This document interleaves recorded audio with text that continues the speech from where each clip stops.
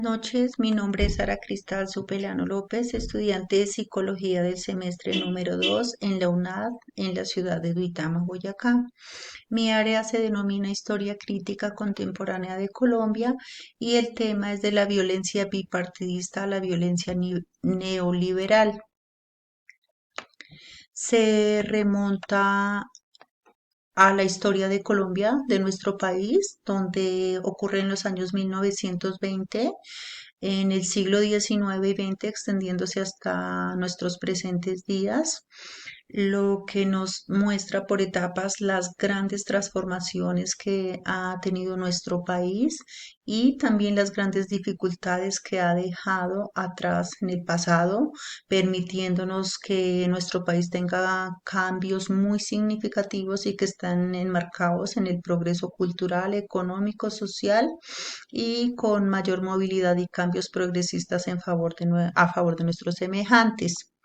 Esta reseña nos enseña etapas y procesos durante el periodo seleccionado, etapas que nos ayudan a comprender, aceptar y asimilar los cambios y los avances significativos que ha tenido nuestro país durante esa época. De los años del cambio 1920 a los años de la violencia hasta 1957 y del Frente Nacional en 1958 a la era de Álvaro Uribe Vélez del 2002 al 2010. La historia de nuestro país se remonta desde los años 1920. Este periodo estuvo marcado por varios gobernantes. Para esa época se presentó una oleada de violencia muy terrible, violencia que empezaba desde nuestros gobernantes, seguida por nuestros dos partidos políticos que habían para ese entonces, que era el Partido Conservador y el Partido Liberal. Ellos presentaban constantemente muchísima hostilidad, todo enmarcado por llegar a al poder. Durante muchos años gobernó el poder el Partido Conservador, el Partido Liberal tenía muy poco auge.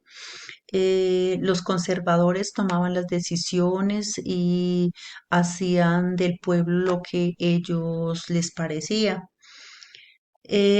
Sumado a eso estaba la violencia por parte del narcotráfico, uno de los más grandes problemas que presentó la sociedad, que era el tráfico, la producción de estupefacientes, de drogas.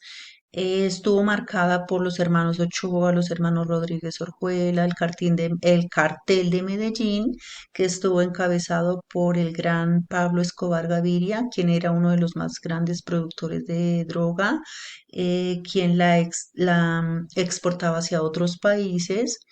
Y para que lo dejaran tranquilo o trabajar libre, él exigía que no fuera extraditado a Estados Unidos y lo que no le aceptaban, entonces él decidía emprenderla contra los grandes empresarios, para entonces El Espectador, Avianca, gente del común, donde solía colocar bombas, donde solía haber mucha violencia contra el pueblo y era una forma de vengarse de los gobiernos y de desquitarse del pueblo. La demografía estuvo centrada en los grandes avances, ya que nuestras ciudades parecían centros urbanos que se asemejaban a pueblos grandes. El país no conocía fases arquitectónicas, demográficas ni grandes edificaciones. Tiempo después, se vino a, se vino a presentar grandes avances en la agricultura, en la economía cafetera, ya que estuvo enmarcada por un grande avance. La economía cafetera fue tan importante que dio resultados tan significativos y tan buenos para el pueblo, siendo su producto exportado hacia otras ciudades hasta que la economía se convirtió en un auge a nivel mundial. Gracias a los ingresos que generaba el café, pues Colombia tuvo grandes avances económicos, grandes mejoras económicas. Para este periodo de años también el país creció, ya se empezaron a crear se empezaron a crear grandes edificaciones arquitectónicas, se empezaron a crear jardines, escuelas, universidades, se incorporó la educación juvenil y la educación adulta para las personas mayores que deseaban ingresar. Este periodo también estuvo marcado por la discriminación, ya que los indígenas eran los más discriminados. Ellos eran explotados por los grandes cultivadores o productores del caucho. La mujer también era muy discriminada, ella no podía acceder a el voto electoral, tampoco podía acceder a la vida social o acceder a la educación. Ella tenía que ser limitada a ser hija, hermana, esposa y madre. Años más tarde, el tiempo criticó fuertemente a las mujeres por querer tener hijos solteras, por querer tener hijos sin ningún vínculo matrimonial con sus esposos, con sus parejas. Em, Fue pasando el tiempo y el diario El Tiempo se vino a convertir en uno de los grandes opositores de Jorge Eliezer Gaitán, quien era un líder liberal que se quería lanzar como presidente de nuestro país, quien fue asesinado el 9 de abril de 1948, dejando al pueblo consternado, decepcionado. El liberalismo decayó bastante. Para ese entonces también el auge de la economía cafetera estaba muy bien puesta. Para entonces se vinieron a presentar también grandes huelgas, donde las protestas en 1924-1927 presentaron una cruel realidad donde se abusaba de los derechos humanos del pueblo, de los trabajadores, donde no se les reconocía sus salarios ni sus derechos humanos como tal. Del Frente Nacional a la Constitución de 1991, que fue ideado para ponerle fin a los conflictos de los partidos liberales y conservadores, se llevó a cabo con total éxito, tanto que los dos partidos ya dejaron tanta hostilidad y empezaron a resolver sus problemas no con la violencia, sino a través del diálogo. El pacto bipartidista, en las luchas bipartidistas liberales y conservadores se repartían el poder.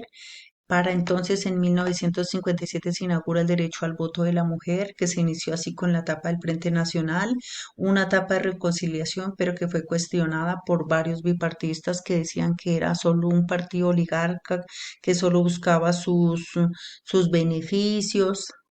Mm, para entonces la economía se había acentuado no solamente en la economía cafetera, en la industria cafetera, sino también se había acentuado en el transporte, en la armonía de la política, en el mercado nacional, en la industria de los textiles, de las bebidas y de los alimentos. Sin embargo, la agricultura seguía predominando. Hubo grandes transformaciones en cuanto al transporte y a la cultura. Empezaron las fábricas a ofrecer, a hacer grandes fuentes de empleo donde la gente del campo, los agricultores y los campesinos empezaron a descender del campo hacia la ciudad en busca de mejores oportunidades laborales.